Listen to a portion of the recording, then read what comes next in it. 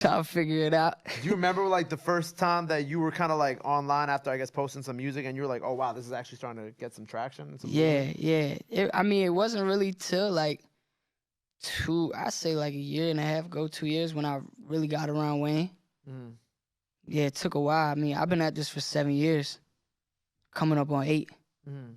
Yeah. How'd you first start getting around Wayne? My manager, he had a connection to Mac, Okay. and we met Mac in Miami around like November 2020.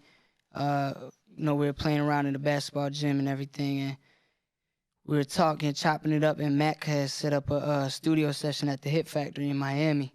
I showed him my music, and then it was like April 2021. He had texted my manager. He was like, it was like a 2-day notice. He was like, yo, come out here. I want to introduce him to Wayne, and the rest has been history. Now so you just been kind of like around watching, taking everything in? Yeah, everything. I'm a sponge.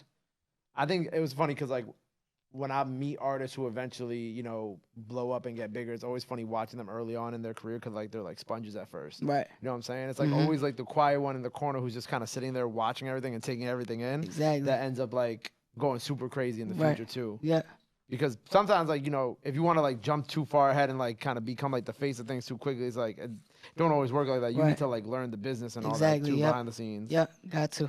What were some of the things you felt like you took in when you were being a sponge in the studio? A lot. I mean, being around Wayne, he's taught me a lot. Just the fact that that man don't need to make another song in his life, and he's in the studio working his ass off every day, like 24 hours straight, like non-stop, and he's at that level. So I always look at it like I should never get comfortable no matter what level I'm at. Like, always go hard. And another thing, like me, I'm always like, no matter how big or small of an opportunity, take full advantage of it every time. I think that's something that a lot of artists don't really understand. Right. Like opportunity-wise. Yeah, take advantage of everything. Because it's like those might be the same people you got to go back to like 10 years from now. Yep. You're like, oh, I need a favor. And they were like, but back then you didn't want to, you don't know what I'm saying? It's like, don't burn bridges because you never know when you got to cross it again. You smart. I like you. I fuck with you.